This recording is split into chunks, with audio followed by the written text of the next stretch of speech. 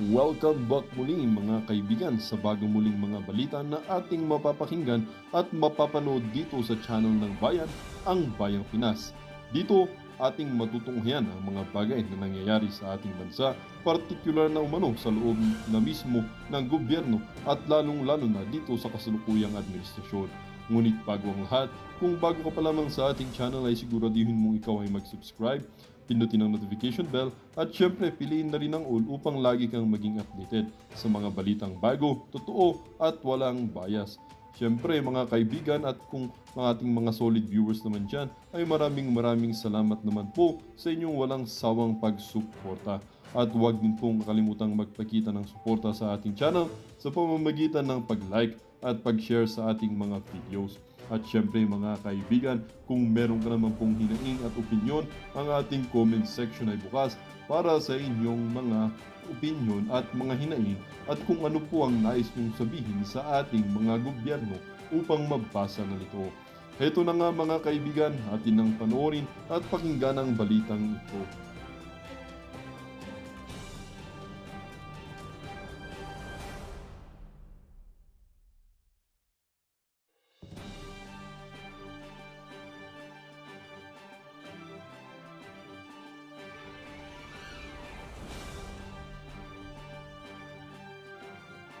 Pagka narinig nyo ho yung abang lingkod, yan ho ang pagmumukha ng abang lingkod party list.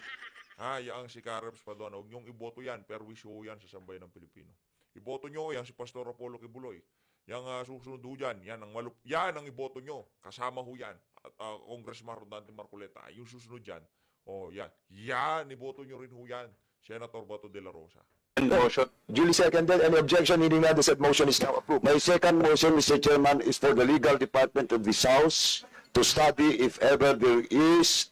Kunyari ho, hindi pa ho niya alam yung pangalan. No? Kunyari, hindi niya pa alam yung pangalan, pero kumbaga planchado na nila. Alam naman ho kasi nila, kasi prior dyan sa ano na yan, dyan sa pagtinig na yan, nagpadala na ho ng imbitasyon itong mga vlogger na hindi sila, nagpadala sila ng excuse letter na hindi sila makakadalo. Kaya talaga hong planchado na yung mga galawan nila dyan. Kung ano hong nakita nyo doon sa Twadcom, ganun din naman hong makikita nyo dyan sa ano na yan, dyan sa hearing na yan sa House of Representatives, dyan sa Tricom na yan. Of relation because he is an officer of the court. And he should respect the constitutional duty of Congress. And question of legality. Hirap, no? Constitutional duty ng Congress. Hiyain yung mga taong dumadalo dyan. Yun ho ba yung constitutional duty ng House of Representatives? Na pagka meron kayong pinadalo dyan, duduru-duruin nyo. Yung papahiya nyo sa sambayan ng Pilipino. Yun ang duty ho nila dyan. Kaya yung excuse letter ho nitong mga nitong mga inimbitahan, wag ho kayong dumalo. Malapit na matapos yung mga walang yan. Ilang buwan na lang. Kung maaari, magtago-tago muna. Alangan namang anuhin ho kayo, di ba? Duruduruin kayo, yung pahiya kayo. Hindi ho kayo makakapagsalita dyan. Walang abogado dyan. Sila lang ho ang may karapatang magsalita. At pagka natripan nila, kung medyo maganda-ganda gising nila, gusto nila kayong pagpaliwanagin ng konti, doon kayo makakapagsalita. Pero pagka napagtripan kayo nitong si Paduano, naku, konti pa abutin nyo ho dyan. Mr. Chairman, I respectfully move that we will consult the legal department of this House for a possible disbarment case against Attorney Trexie Angeles po. So move, Mr. Chairman. Yan o, kung nung kabataan niya, tirador ho siya ng Alex Bungkayaw Brigade. Ngayon naman ho dyan sa House of Representatives, siya naman ho ang tirador nitong si Tambaluslos. Taga-contempt po yan eh. Taga-contempt. Ngayon naman, siya ang tatrabaho dito kay Atty. Trixie Cruz Angeles. Tirador, ibig sabihin, tirador ng kaning bahaw. Kayo naman, oo. Yun ang tinitirahan niya eh. Nung kasali pa ho siya dun sa Alex Bungkayaw Brigade, pagka raw meron tira-tirang kanin, yung tinitira niya. Pero ngayon dyan sa House of Representatives, dahil aso na siya ni Tamba, siya ho taga-contempt. Meron naman meron na hong, siyempre matanda na yan at sa mukha niya, padapit hapon na rin siya. meron na hong papalit sa kanya. Base sa ating nakikita, ang gustong sumunod sa yapak nitong si Carlos Paduano, walang iba kundi ang si Pami Zamora. Mahilig din ho sa contempt yan. The COMSEC is hereby directed. Oh, no, it's a motion. So there's a motion. Second. Wait. Your motion is to ask the legal The department. legal department for a possible disbursement case against Disbursement case ha. Hindi disbarment case. Disbursement case. Ayun na nga mga kababayan. Ano pa ho bang aasahan natin dito kay Carlos Paduano? Yan ho talaga ang trabaho niya dyan sa House of Representatives. Magsisisigaw, duro-duruin yung mga resource person, at maging sunod-sunuran kay Tambaluslos. Dito na ho mga kababayan, sagot ho ni Atty. Trix Cruz Angeles dito kay Karapalil Walhati, dating membro ng Alex Bungkayaw Brigade at ngayon representante ng Abang Lingkod na perwesyo sa Sambayan ng Pilipino. Tuloy ho natin ito mga kababayan. Prohibition and certiorari with prayer for temporary restraining order para i-prevent yung proceedings at saka yung pagdinig at yung pagpapatawag sa atin dahil ito po ay nakakaliit ng democratic space natin. Gusto nilang i-control maliwanag sa privilege speech kung ano, ito yung pinagbasihan po ng pagdidinig na ito. Sa privilege speech ni Congressman Barbers, maliwanag na mayroong pinupuntirya na ilan sa mga social media influencers na tinatawag nila. Gusto nilang gawan ng regulatory framework ang social media. Ngunit maliwanag ito sa saligang batas na pinagbabawal ang ganitong klaseng batas at maaaring idulog ito sa Korte Suprema para i-determine kung ito ay naaayon sa saligang batas or kung may sufficient na safeguards ito para hindi matapakan ang ating kalayaan magsalita at magpahayag. Ang mga vloggers dito ngayon, kasama po ako, ay mga tinawag sa Kongreso. Ngunit, bago nangyari po ang lahat ng ito, ilang beses na tinawag kami na or may pahiwatig na kami ay pseudo-political analysts, pseudo-journalists, pogo vloggers, and narco vloggers. Mayroon pang tumatawag sa amin na mayroon daw troll armies or kung ano-anong mga insinuations na kung iba. Ang interpretation ho nila doon sa mga nagkakaisang komento sa baba at meron ni isang boses na bumibira sa kanila o hindi nagugustuhan ng mga pinagagawa nila, kino-call out yung mga galaw nila dyan sa House of Representatives. Ano daw ho sila, mga troll army. Payag ho ba kayo doon? Sa lahat ng magko-comment dito sa video na to, payag ho ba kayo sa sinasabi nitong mga congressman na to na ano ho kayo, mga troll kayo? May pangalan, yung iba nga dyan talagang napakatindi po ako magpakulay. Shoutout dito kay Sir Jordan Cabico. Diyan kay na Ma'am Susan Fujikawa, dito kay Ma'am Ariza Yen, no? Hindi na kailangan yan, pero sa mga nagpapakulay ho, maraming salamat. Isang like at isang subscribe lang, masaya na ho tayo dyan. Pang tao ang gumawa at kung hindi ito sa Kongreso sinabi, ay maaaring makonsider na libel. Para protektahan ang aming karapatan at ang democratic space, kami po ay dumululog sa Korte Suprema. Nakikita din po natin kasi na may pang-aabuso sa kanilang power ang ilan sa ating mga representante sa Kongreso. Ngayong araw na ito, mayroon pang patama tungkol sa aking pagiging abogado na hindi dumating sa pagdidinig nila ngayong araw na ito. Ang tingin ko dito, not only is it grossly unfair, ang pinadala po nila ay isang imbitasyon. At base sa rules ng Kongreso, may dalawang unjustified na pagdating bago maglabas ng show cause order. Pero ang ginawa nilang itong araw na ito, palibhasa, ewan ko, maikli siguro ang pasensya nila, naka-show cause order na po ako at pinag-aaralan pa daw nila kung paano sila or kung maaari nila akong filean ng disbarment case. Ano naman po ang kinalaman nun dito? With all due respect, ako po ay sumagot sa kanilang imbitasyon at ako po ay nagbigay ng dahilan kung bakit wala ako doon. Isa doon ang pagtatanggol sa aming karapatan magsalita at magpahayag. Kung hindi po enough ito, hindi dapat penalty kagad ang ini-impose o pananakot ng paggamit ng administrative cases laban sa amin. May paraan naman po para sila po ay magmukhang fair man lang.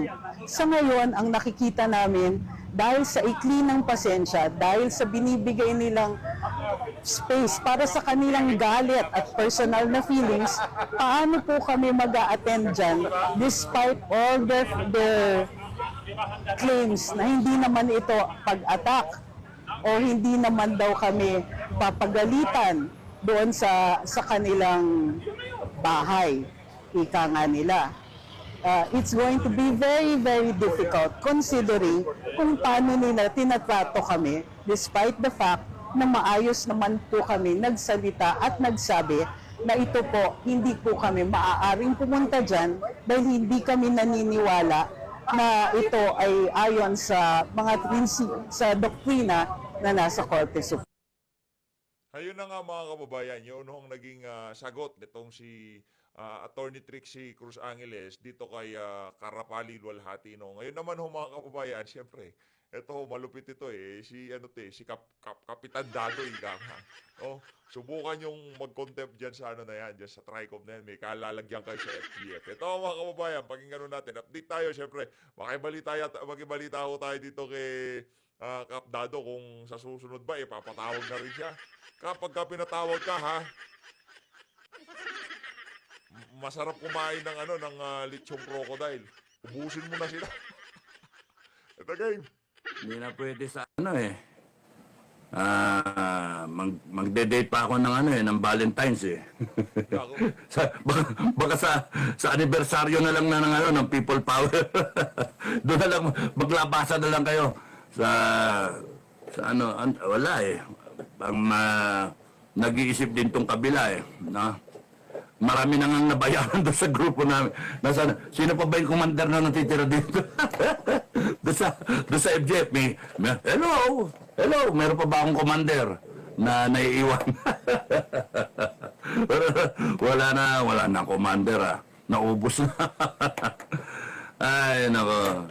So, whether may commander o wala, basta pagka dumating yung perfect opportunity, I'll just stand up and then sasabihin ko, lahat na naniniwala sa akin, sumama kayo sa akin. Ganun lang. Gusto nyo tapusin ang problema, gusto nyo baguhin ang Pilipinas, sama-sama tayo. Baguhin natin ang Pilipinas. Maganda namang motivation yung yung gawin natin crocodile farm yung Congress.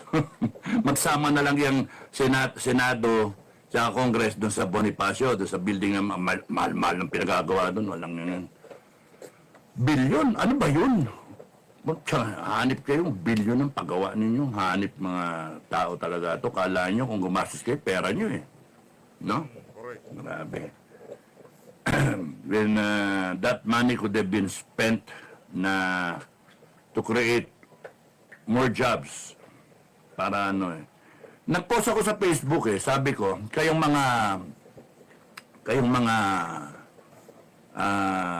pinuno, no? Kayong mga namumuno sa Pilipinas, all politicians na namumuno. Binoto kayo ng taong bayan, nilagay kayo dyan. Kayo nagkaroon ng power. Gusto nyong respetuhin namin kayo. Issue sa inyo, minumura namin kayo mga putang ina nyo. Yun, nagagalit.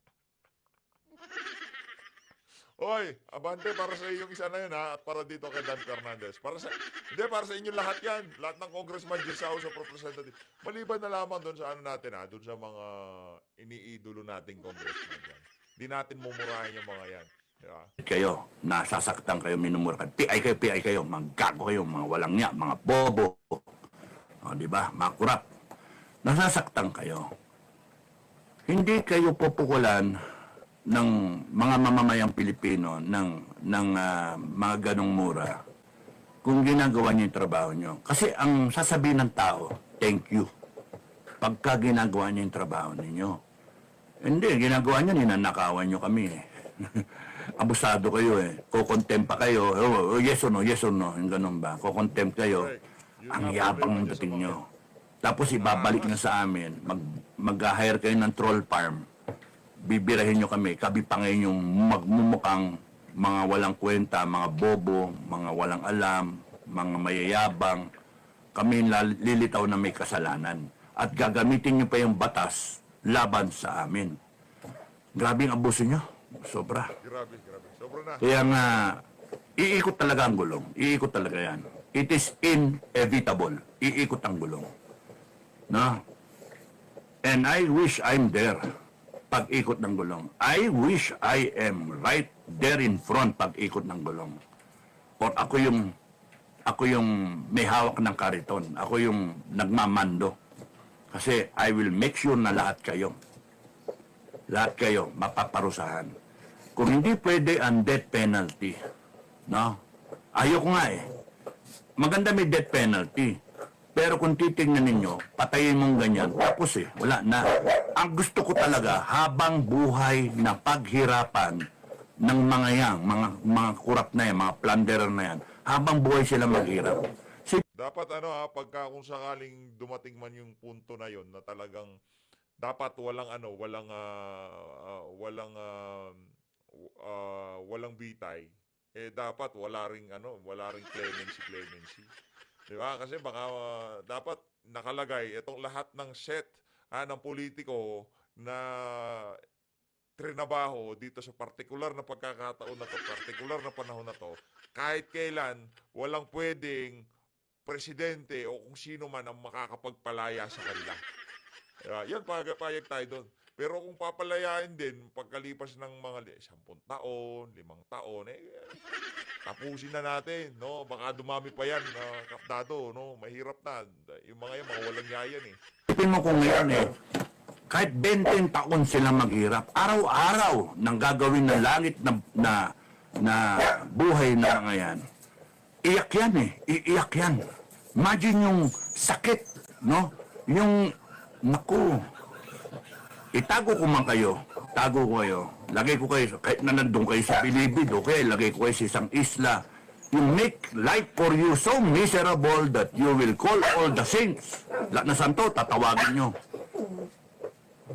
Kahit mag-sorry kayo sa 119 million Filipinos, it is not enough because yung kasalanan ninyo, umabot hanggang apo-apo ng 119 million Filipinos. Mga Pilipinong hindi pa buhay. Yun yung kasalanan ninyo. Kinurap ninyo yung mga ahensya, agencies of government. Kinurap ninyo mga tao. Kinurap ninyo mga mamamayang Pilipino na paglabanin ninyo. Nang walang dignidad yung mga mamamayan. Tanggap ng pera, kaliwa kanan, ayuda, akap, etc., etc., bayad sa troll, at saka sa mga vlogger. Wala Ginawa nyo drug addict, pinabayaan nyo. Ginawa nyo corrupt. Corrupt na nga yung society natin Ginawa nyo mas corrupt, pinaka-corrupt. Kaya grabing kasalanan ninyo, no? Ikaw, Marcos, down the line. When you could have been a better president than Duterte. When you could have been the best president in our time. Pero hindi binoto ka namin, niloko mo kami. Nasaan 1 million? 1 million na pabahay every year. Nakadalawang taon na mahigit. 2 milyong bahay na. Nasaan yung 2 milyong pabahay mo? Sabi mo. Hindi talagang ang tawag dito, nasa plano ang panluloko. Kasi kumonsulta daw yang si Marcos Jr. kung realistic o doable yung yung pwede yung magagawa yung 6 million na pabahay. Election time pa lang yun, di pa siya nananalo. Sinabi na sa kanya, imposible. Pero ginamit pa rin niya bilang campaign na promise niya. Ibig sabihin, meron na talaga siyang intention na magloko. Doon pa lang sa election period, linuloko na tayo nitong walang yang to. Nagtanong na siya sa mga eksperto, imposibleng magtayo ng 6 million 1 million pabahay kada isang taon. Kung 1 million pabahay yun mga kababayan, ganito lang naman yan Teka lang mamaya papaandarin ko yung malupit na mat ko. Tuloy lang natin. 6 na milyong bahay. O nasaan na? Wala.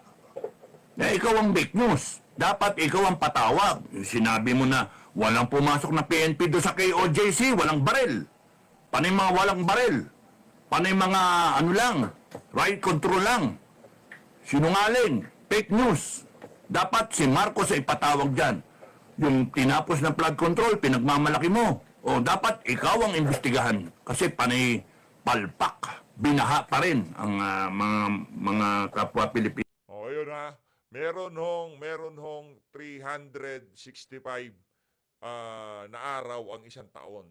Dapat ho doon sa loob ng isang taon, kada araw makatapos ho sila ng 2,740 na bahay. Bago ho makumpleto yung 1 milyon na pinangako na yan nitong si Marcos Jr. Ganun ho ka-imposible yung gustong mangyari nitong si Bangag. Pino. Dapat nga yung pagka hair follicle drug test mismong Congress. Pero kita nyo, inisip ko kanina that's why it's very, very fitting, tamang-tama na yung Council of Elders na sinasabi namin, no, ng FGF, no? Council of Elders, eto na yung presidente. The president can be a member of that or not, no? Depende. Itong Council of Elders, saktong-sakto yan na pagka nagko-connive na ang presidente ng Pilipinas, yung legislative niya, yung Senate President at saka yung Speaker of the House at mga congressmen, hawak na ng presidente kasi pera-pera lang. At hawak nila kunyari yung judiciary na papalabas nila kung favorable o hindi yung kaso, nagdadrama-drama lang kunwari sila. Kung gano'n na nangyayari, wala ka nang tatakbuhan. Pagka yung AFP tsaka yung PNP corrupted, hinaharang nila yung mga kababayan natin, pinipigil at tapos sinasabi pa apolitical at saka they will uphold the Constitution when in fact 2 taon na tayo ninanakawan. Oh, ang linaw-linaw. Had it been yung AFP tsaka yung PNP, you sided with the Filipino people, walang nanakaw. Kung meron man, konti lang. Hindi nawala yung ginto, hindi nawala yung Marligapan, hindi mawala yung PCSO, yung PhilHealth. Ang dami, yung flood control project. Kung kayo ay nakakaintindi na merong clear and present danger sa kinabukasan ng mga Pilipino, sa pamumuhay ng mga Pilipino sa current nating estado, APPNP, dapat humadlang na kayo. Because nasa Constitution yon, you are the protector of the Filipino people. Ninanakawan na ang bansang Pilipinas. Laganap na ang droga kasi ang presidente nagdodroga. O paano gagawin nyo? Apolitical. Kaya nga, sinasabi ko lagi, AFP-PNP, kayong mga matitino na nandyan. No, hindi ako nagkulang. Kayo ang nagkulang. Kayo na matitino dyan, mag-isip kayo.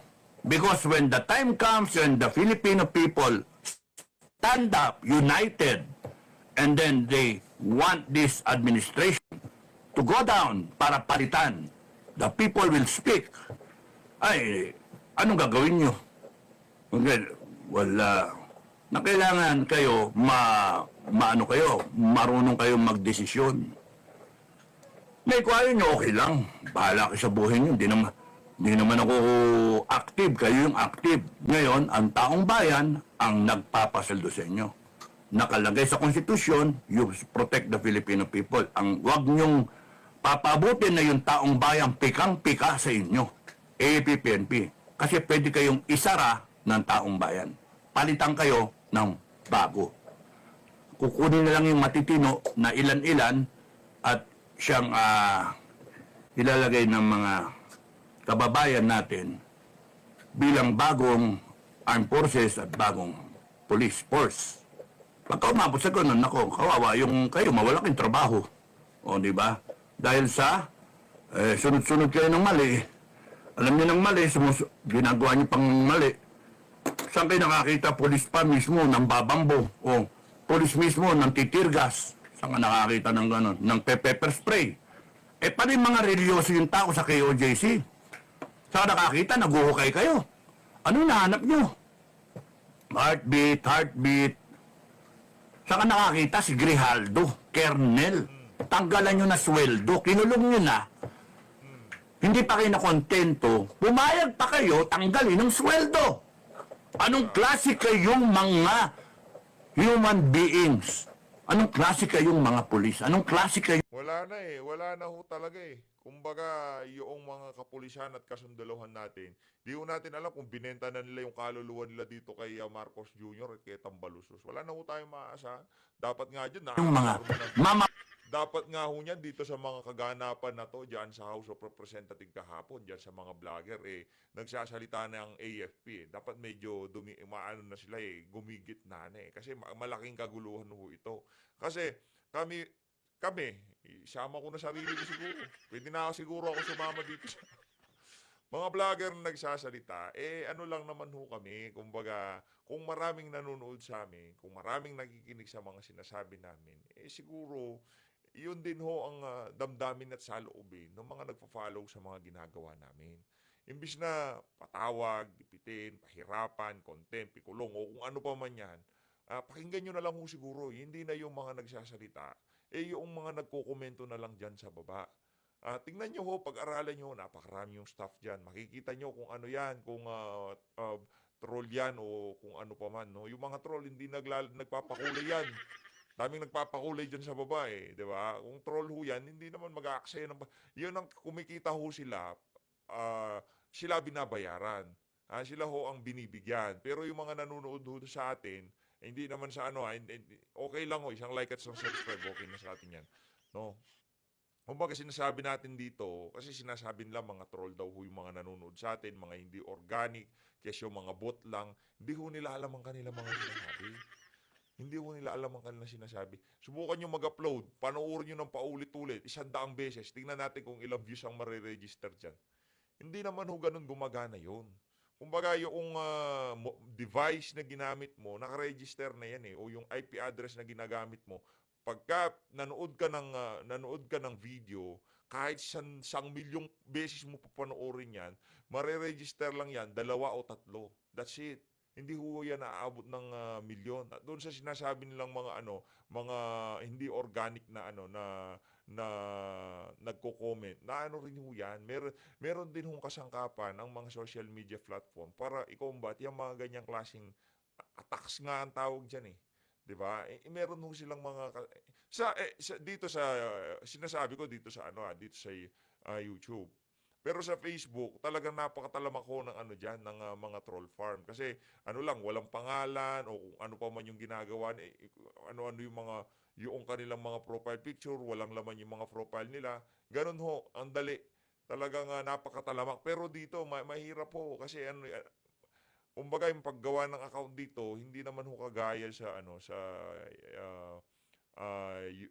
Facebook.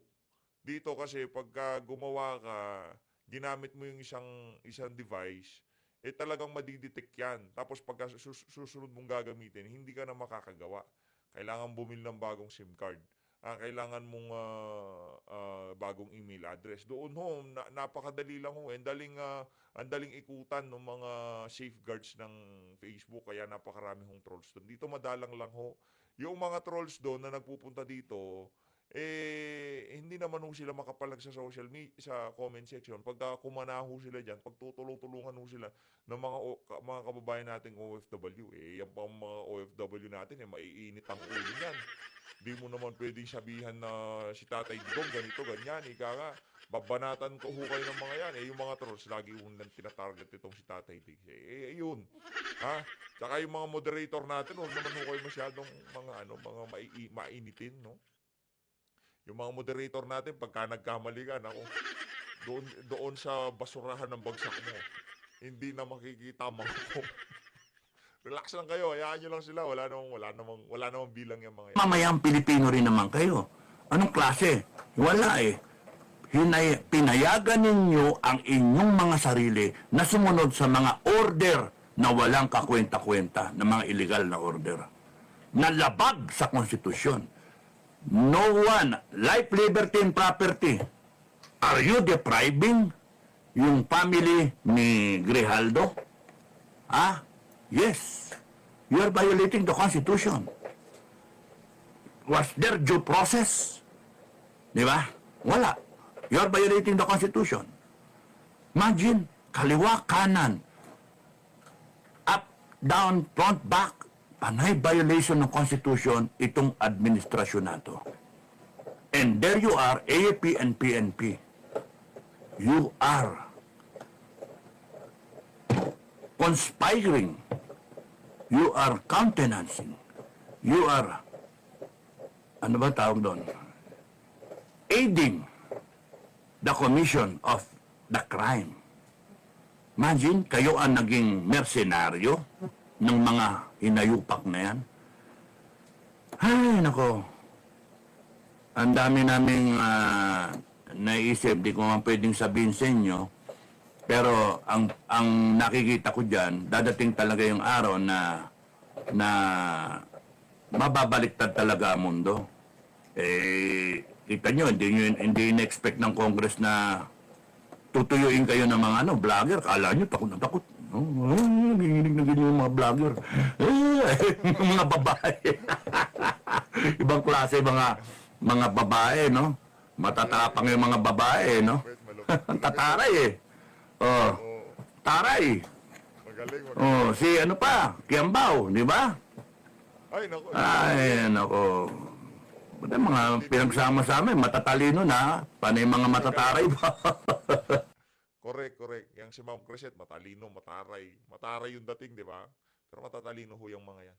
Wala ho tayo sa kalinggingan ng mga vlogger na yan. Totoo lang. Wala ho. Magagaling yung mga yan.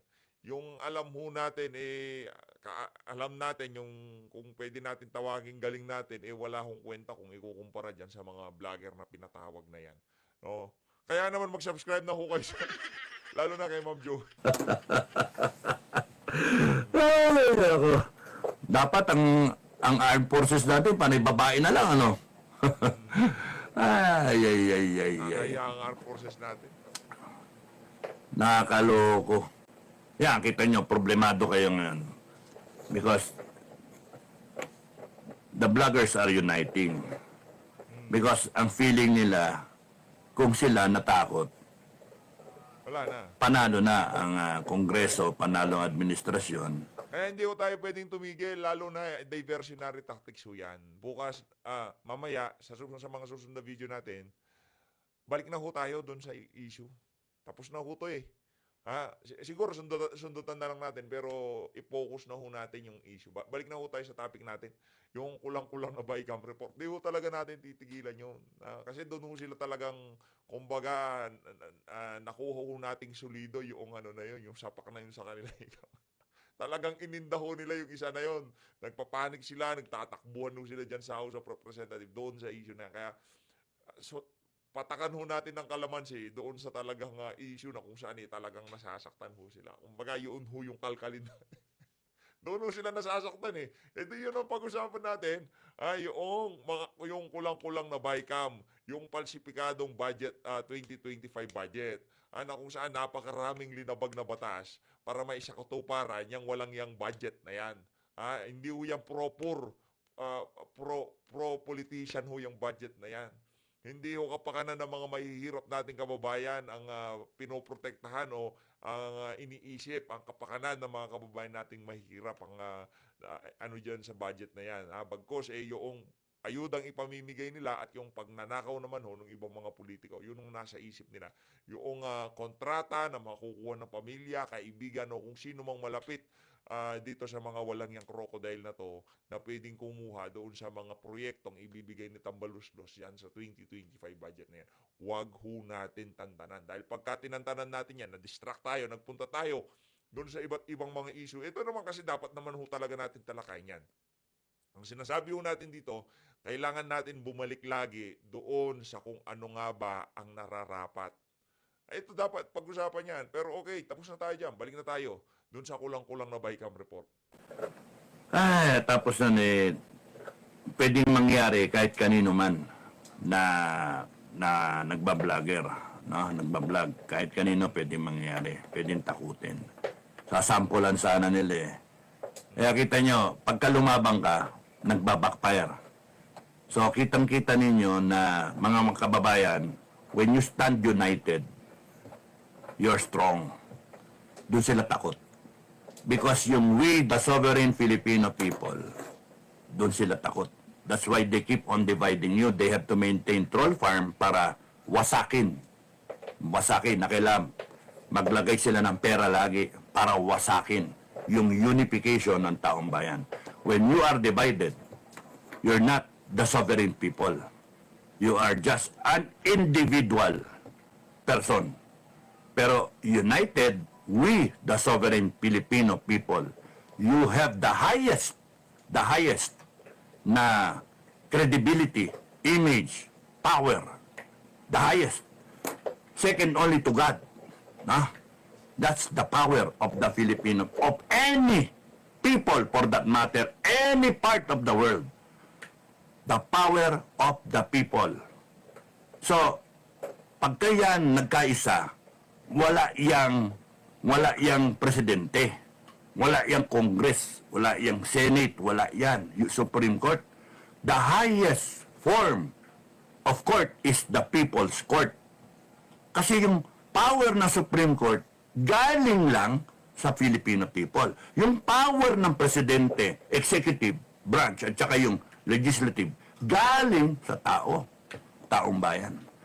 That's why, Filipino people, you just unite. Unite. Para sa takdang panahon, one time, big time. Labas kayo, ipakita niyo yung right ninyo, wala silang magagawa. Wala silang magagawa. Hindi kayo pwedeng barilin. Wala kayong ano eh.